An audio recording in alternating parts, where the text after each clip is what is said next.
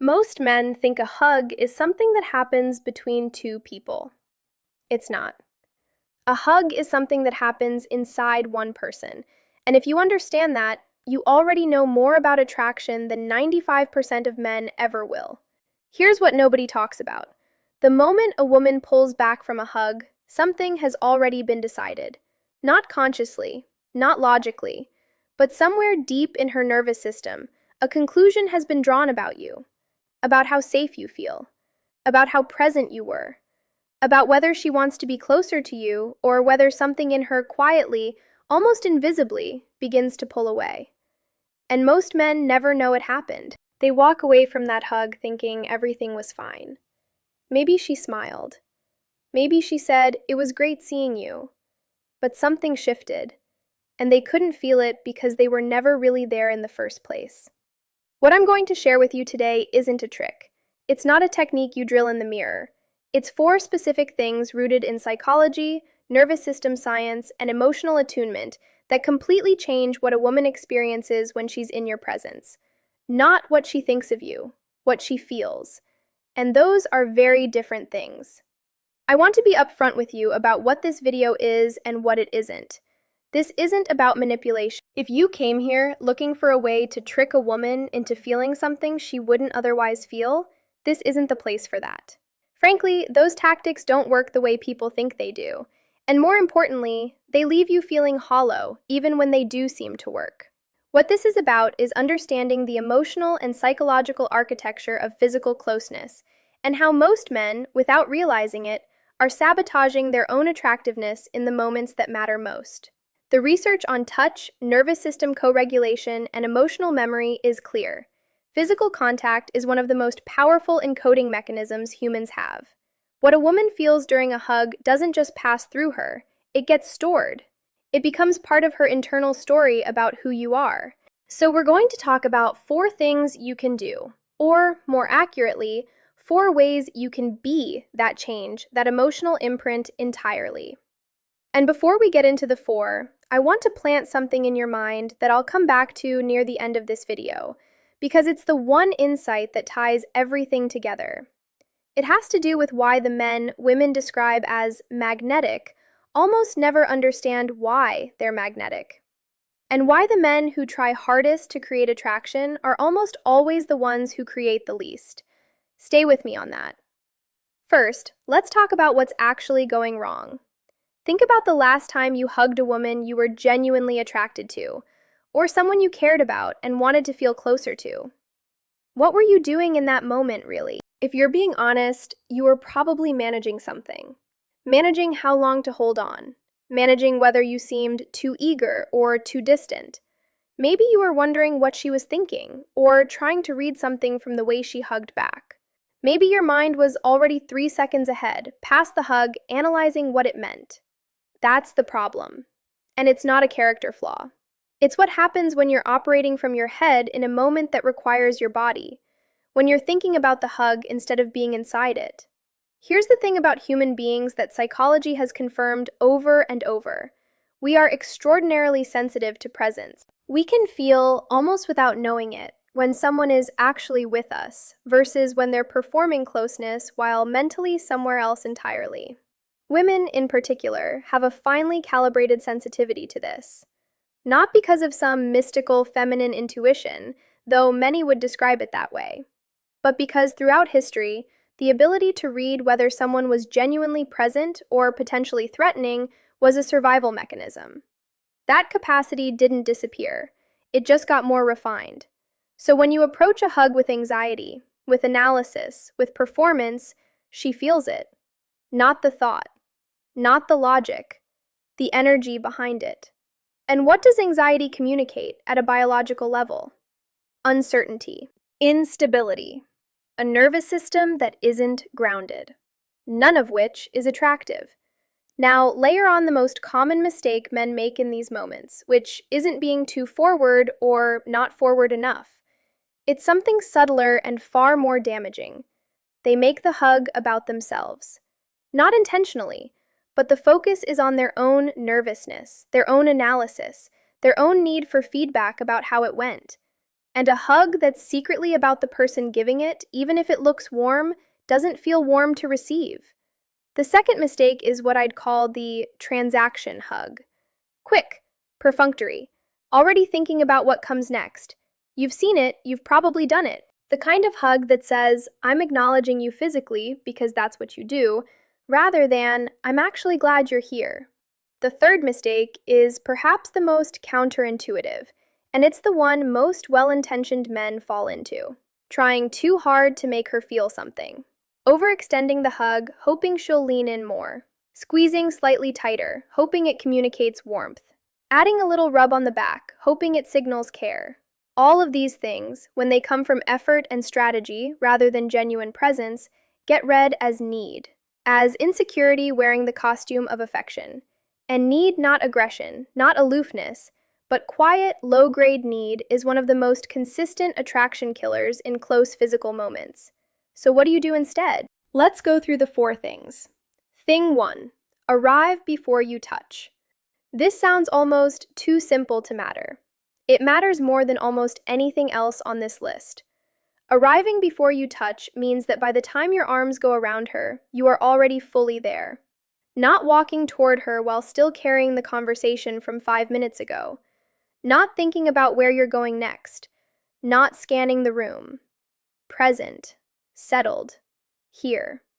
The reason this is so important comes down to something called attunement, a concept from developmental psychology that describes the experience of feeling genuinely met by another person. It's what happens between a mother and an infant, when the mother truly tracks the baby's emotional state and reflects it back. And it's what continues to drive deep human connection, all the way into adulthood. When you arrive at a hug already present, already attuned, something shifts in the quality of the contact before a single word is spoken. She can feel the difference between someone who is landing in the moment and someone who is passing through it. Practically, this looks like a small thing, a half-second of stillness before the hug. Eye contact that's actually landing rather than glancing. Your body already oriented toward her fully, not halfway turned toward something else. It's a moment of choice, an almost invisible one, to actually show up before showing up physically. And here's what that communicates without any words. You have my attention. Not because I'm trying to impress you, because you're worth it. That's the kind of signal a woman's nervous system responds to, not the grand gesture, the quiet one. Thing 2, let your body lead, not your intent. There's a concept in somatic psychology, the study of the body as a site of experience and intelligence, that's worth understanding here. The body has its own logic. It communicates independently of the mind's intentions. And when the mind's intentions and the body's actual state are misaligned, people feel it as incongruence, a subtle but unmistakable sense that something doesn't quite add up. Here's how this shows up in hugging specifically. A man decides he wants the hug to feel warm and safe. That's his intention.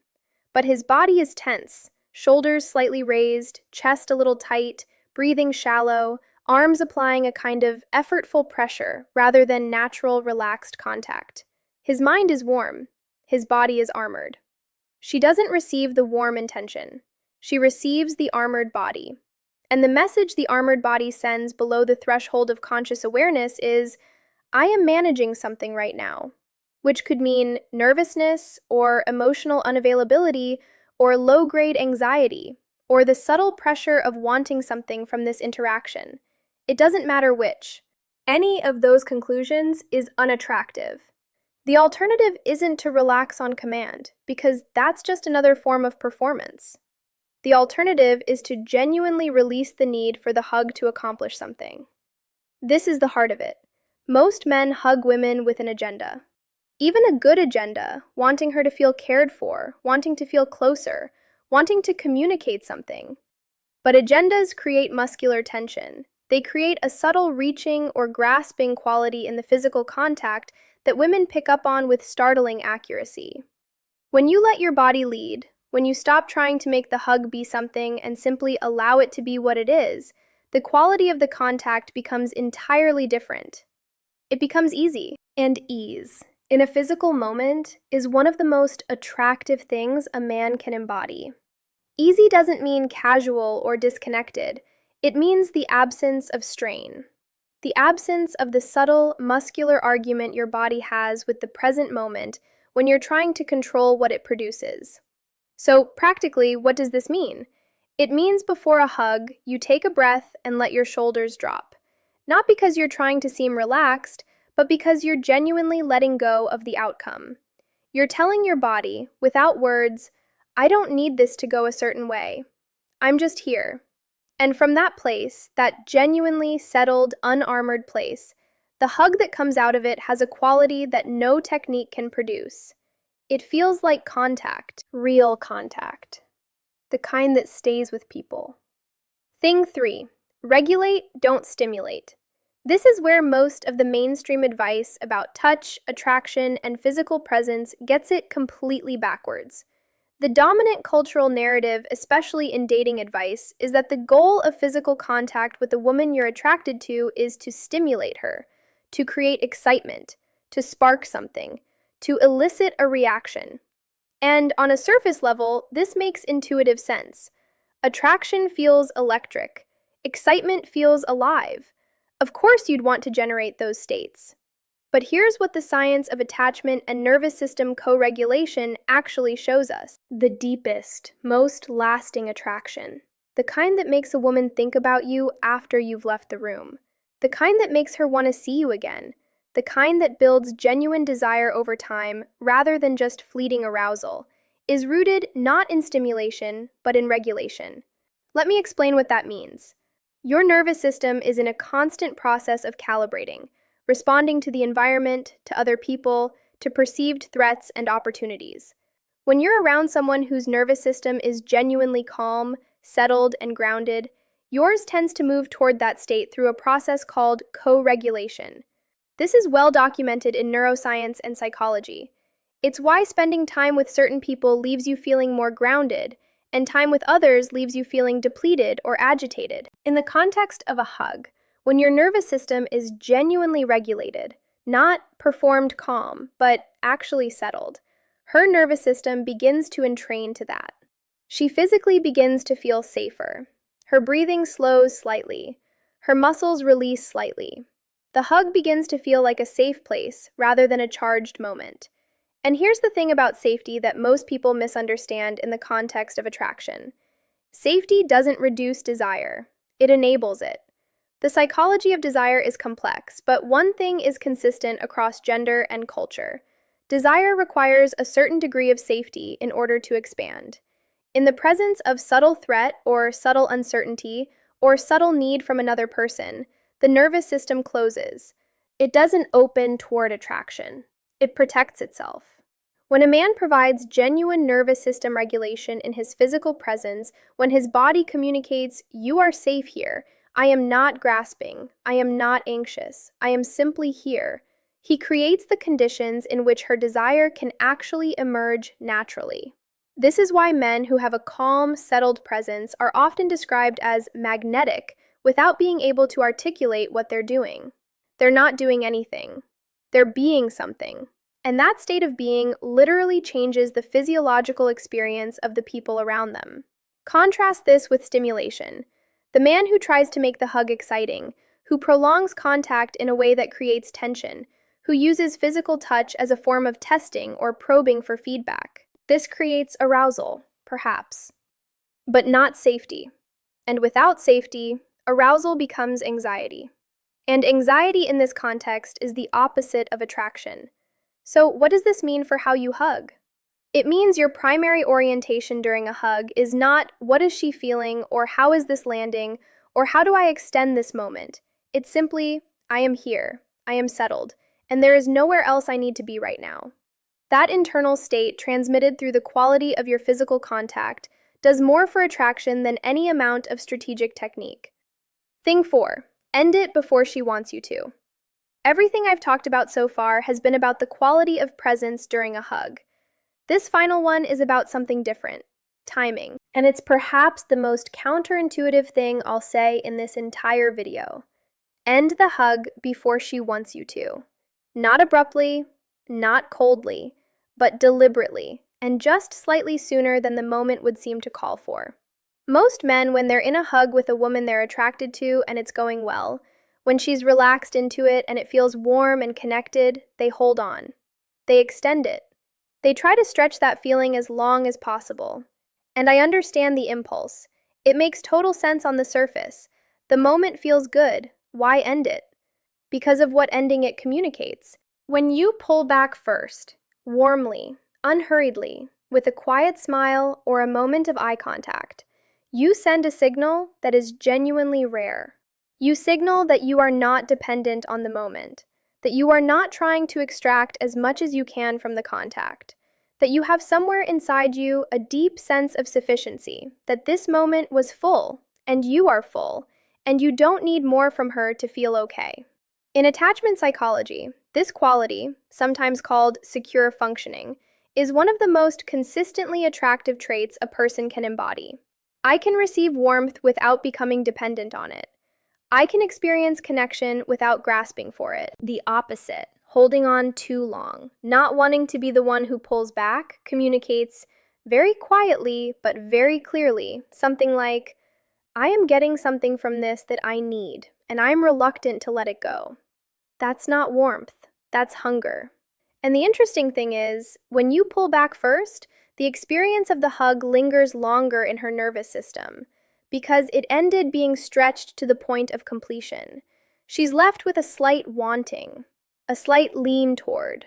This is the difference between a meal that ends just before you're full, which stays with you pleasantly, and a meal where you eat past the point of satisfaction, which ends in a different kind of feeling entirely. The hug that ends slightly early becomes something she carries. The hug that was held just a bit too long becomes something she politely moved on from. Practically, read the moment. Feel when the hug is at its warmest, when she's fully relaxed into it, when the connection is at its peak. And let that be the moment you begin to pull back. Gently, presently. Not in a way that signals disinterest, but in a way that signals, I'm complete. This was good. And I don't need to squeeze more from it than it naturally gives. That quality, that self-sufficiency wrapped in warmth, is the signature of a man who is secure.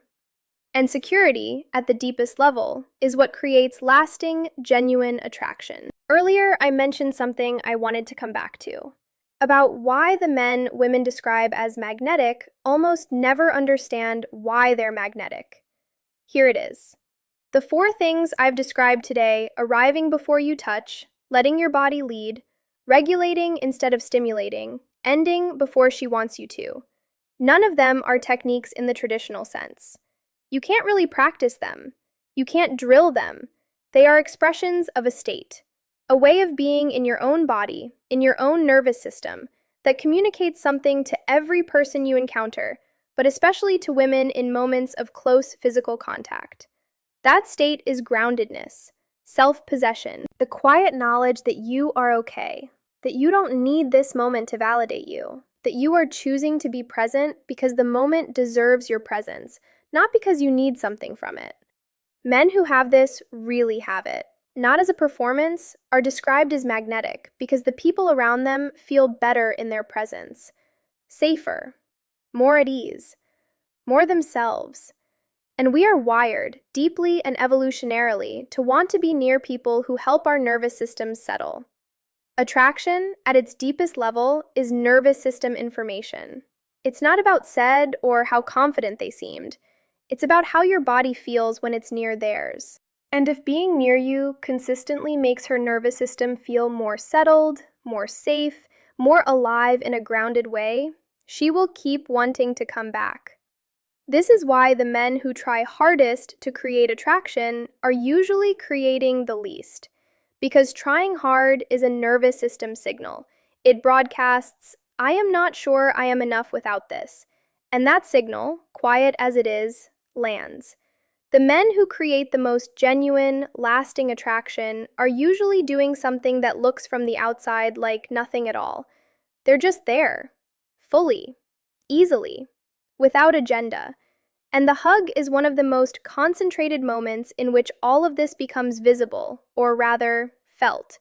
Because in a hug, all the words are gone. All the cleverness, all the wit, all the strategies, they don't exist in that moment. There's just two nervous systems meeting each other. And in that meeting, everything is communicated, everything is received. What kind of meeting are you creating? I want to make this concrete for a moment, because I know the risk with this kind of conversation is that it stays abstract.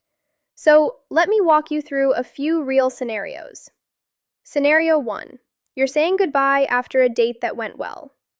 Most men in this moment are thinking about the kiss, the next date, whether she likes them. All of that thinking is in their body.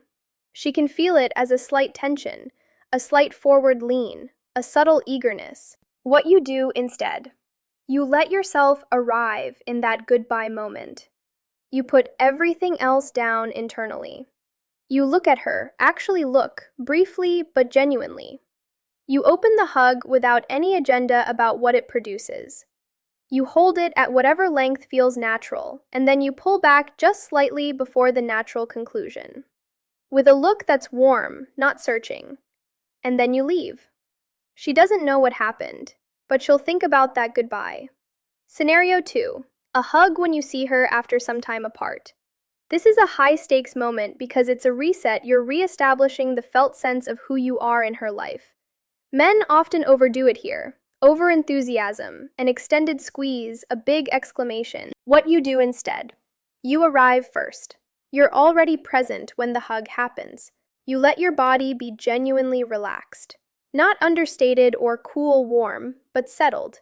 You hold it for a real moment, one that communicates, I'm genuinely glad you're here, without communicating, I've been waiting for this to feel okay. And then you let it end naturally, without clinging to it. Scenario 3. A comforting hug during something difficult. This one is actually the easiest to get right if you understand what I've shared today. Because in a comforting hug, there's no agenda. You're not trying to impress. You're just there for her. The only mistake men make here is the fixed it pullback, ending the hug prematurely because they're uncomfortable sitting with her pain. Learn to be still in that. Let your body say, I can hold this with you. I'm not going anywhere. That capacity for stillness in someone else's discomfort is extraordinarily rare, and it is remembered. If what I've shared today resonates with you, if there's something here that feels less like a new technique and more like a reminder of something you already knew but had lost access to, I want you to know that this is part of something larger. I've put together a short guide called the Grounded Presence Framework. It's a written resource that goes deeper on what we covered today, specifically how your internal state directly shapes what women experience in your presence, and how to develop that state in a way that's genuine rather than performed. It's free. There's no pitch at the end of it. You'll find the link in the description below. It's there if you want it. Here's what I want to leave you with. Attraction isn't something you create. Not really. Not the kind that lasts. Not the kind that makes someone think about you in quiet moments, or lean toward you in conversation, or feel a pull toward more closeness over time. That kind of attraction is something you allow, by getting yourself out of the way enough for it to happen, by being genuinely present in a world where presence is disappearing, by being genuinely settled in a world where anxiety is the ambient hum of almost everyone's internal life. A hug is a small thing, a few seconds, a piece of daily life so ordinary we barely notice it. But those few seconds are an honest moment, an unguarded one, and in that honesty, everything you carry with you, your security, your peace, your groundedness, or your need, your tension, your hunger, gets transmitted with perfect accuracy. The 4 things I've talked about today aren't about being better at hugging. They're about being more fully yourself in a moment that requires you to be present. Arrive before you touch.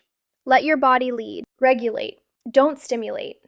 End it before she wants you to.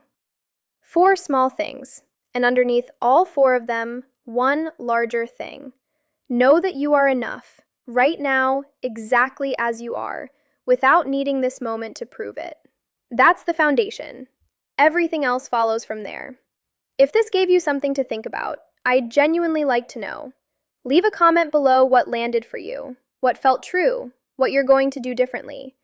And if this is the kind of conversation you want more of, psychology, presence, emotional depth, then subscribe.